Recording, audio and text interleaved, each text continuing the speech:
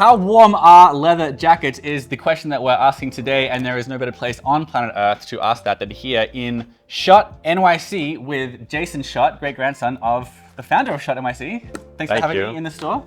Thank you for coming. It's great to have you and welcome. Schott NYC was actually the first company to ever put a zipper on a leather jacket. Some people say they invented the leather jacket. What do you think? What do you say? Not the leather jacket, but the motorcycle jacket. Yes. We are going to walk through the different levels of warmth of a leather jacket and talk about the properties of a leather jacket for different weather types, because denim jackets are not warm.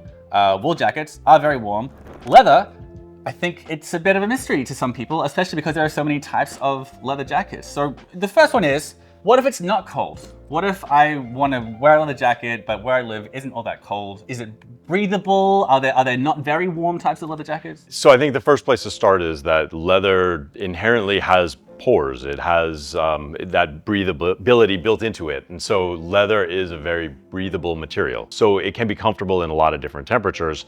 And you can use linings as well as just layering your wardrobe to wear leather way down into below freezing temperatures. So any leather jacket you get, it's probably going to have a lining of some description. I don't want to correct the expert here, but there are some unlined jackets, and I call it like my indoor leather jacket, where there is no lining. You were wearing it the last time we met. It was like a very lightweight. Yes. And I think the beauty of leather is it is breathable. And so, you know, a lot of times, especially if you're in New York, you're going in and out of stores or you're not always outside all the time. And so you want something that's breathable and that will adjust to your temperature a little bit. What is your unlined leather jacket? What's that one? It's named the Mission P571. All right, is that what you were wearing in the last? I was, yes. All right, there you go. Well, we don't have to shoot. Go watch the other video and you'll see. Cool. This is the Cafe Racer. This isn't my exact leather jacket. I got left it at home, but this is the model that I've been wearing for many, many years. And it's sort of like the basic level. It's a leather shell and it's got a just like cotton lining, right? Yes. And this is another example of, this is a style that Schott is incredibly well known for, the Perfecto style. This one is horse leather. And similarly, it's lined, this one's lined with, what is it? Satin. It's a poly satin. So we'll run through the linings. This is the cotton flannel. This is poly satin. Is one of those warmer than the other? Are they about the same? Well, I think the brushed flannel and the cotton is a little bit warmer, but I think they're somewhat comparable. Okay, now, a lot of folks will be asking, especially looking at a jacket like this, once they're past that level of, is this not going to make me too warm? They're gonna say, okay, is it gonna keep me warm on my motorbike in, like, I don't know, even spring or summer, where like you wanna be covered a little bit? So I think the beauty of leather is it's able to block wind, but it's still breathable. And so particularly, and that's the beauty of the asymmetric shape of the Perfecto jacket, is when you zip it up, you're blocking the wind. And if it's like springtime, you think walking around in a jacket like this is gonna be all right because it's just leather and a poly satin, not super insulating kind of lining? That's right. Okay, so that's the cotton flannel and the poly satin lining. Perfectly fine given the breathability of leather for not too cold temperatures. But let's go in the other direction. If the temperature's in the 40s, you think this jacket's all right, or should you get something with like a bit more of a beefy lining? So if you're dropping down into the 40s, particularly if you're going to be on a motorcycle, you probably want to have additional layers of insulation. And one of the things that we offer is we have a zip out liner. So here's our Cafe Racer naked cowhide. This is style 141, and we have this zip out lining that gives you extra. You're gonna want that if it gets below 40 degrees. Okay, is this like Sherpa? It's poly? Yeah, it's acrylic actually.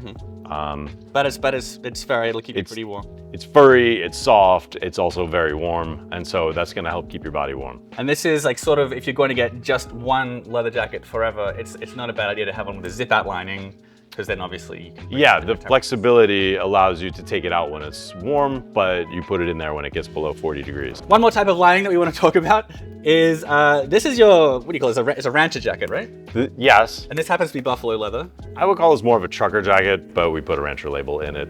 And it's got a fixed Sherpa lining. So it's acrylic, it's furry and soft, and it's nice and warm. I think the other issue is just also, this one has the snaps instead of a zip up. And so there's gonna be a little bit more wind going in there. And of course you wanna see that in the sleeve gussets as well, if you're riding especially. The lining is in the body, not the sleeves, right? Yeah. If you had this kind of a lining in the sleeves, it would be difficult to put it on and off. And so we put something more slippery, like a poly satin in the sleeves, just to make it easier to put on and off. Okay, cool. So we reckon this is pretty good for below 40. 30 is about when it starts to get freezing. And we're gonna say we're walking around the city and it's hit freezing temperatures. This will be all right. But what's the next level? So a fixed quilt liner. This is a horsehide version of a cafe racer, but it has a fixed quilt lining. You can get different levels of fill.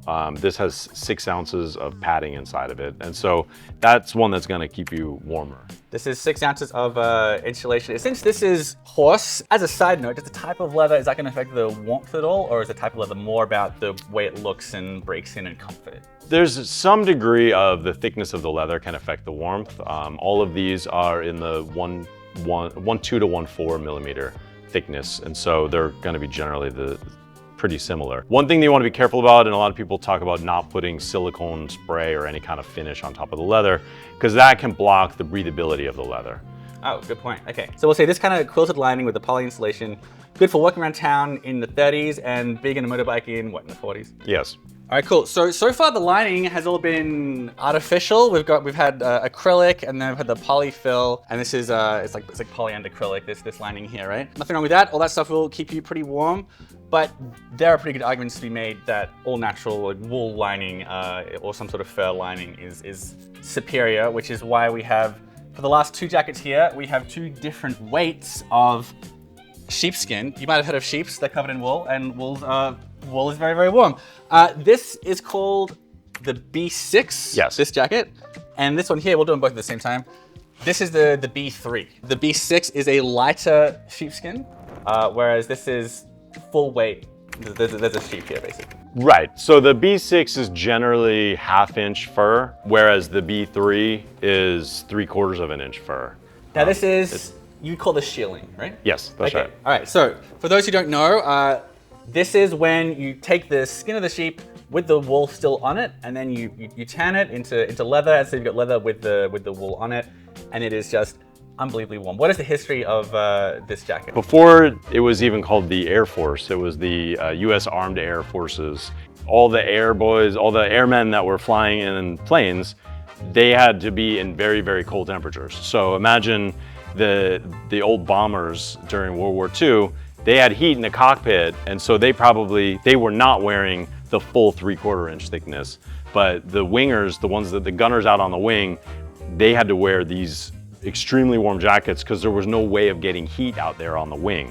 And so they needed this extra protection for warmth. You didn't want to be sitting in your own sweat, really, and that's what they were doing. And so they had these big jackets that had a little extra room for motion, and the fur was keeping them dry, but it was also keeping them warm.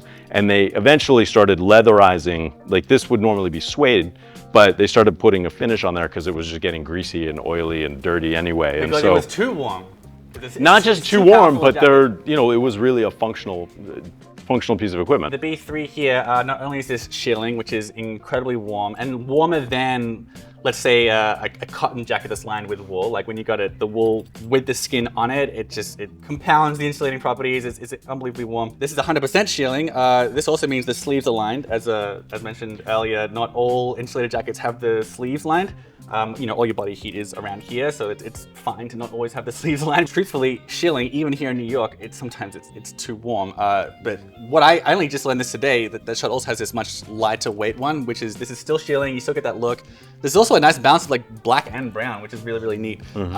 And this gives you some of those benefits and that aesthetic and the lined sleeves and all that kind of stuff, but it's not as almost punishingly warm as the shearling jacket to keep you insulated in a cockpit 40,000 feet up in the air. Does anyone know how cold it is in New York today? Did anyone look at it? It's 7 degrees. If I go outside in this, do you reckon I'll be good in this? Yes, we actually we passed a couple of people wearing B3s on the way here this morning, and they look pretty happy. It's also not unlike the one that Rocky wears working out in Rocky 4. So, if it's Cold War, it's Rocky approved. Yeah, it's Rocky approved. Yeah. And this is about as warm as a leather jacket gets. Do they get any warmer? Are there any other ones that are even warmer than this? Sheep live in different areas, and so if you get sheep living in cold areas, they can have even longer fur. And so, this is 3/4 of an inch, but you could go longer and bigger with the fur, and that would be even warmer, but Okay, it's pretty rare. So the standard thickness for a B3 of very good, very warm, like 0-degree temperature jackets, 3/4 of an inch? Yes. Okay, and this lighter weight one? Is 1/2 inch. Okay, and how heavy do they get? I've seen it up to like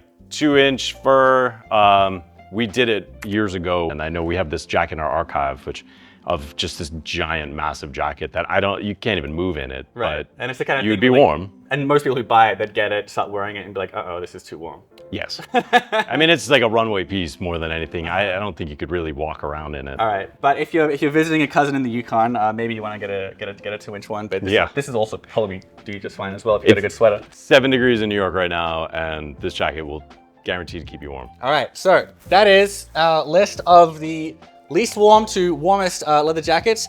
You can get them all here at Schott NYC. How about that? This is the leather jacket brand, the American leather jacket brand they made not far from here in New Jersey. I visited the factory. Very, very cool place. All right, cool. All right, well, thanks very much for having us in your store. I hope this was a helpful video. Leave your comments below for your favorite leather jackets for any temperature. And Jason, it's been a real pleasure. Thank you, Nick.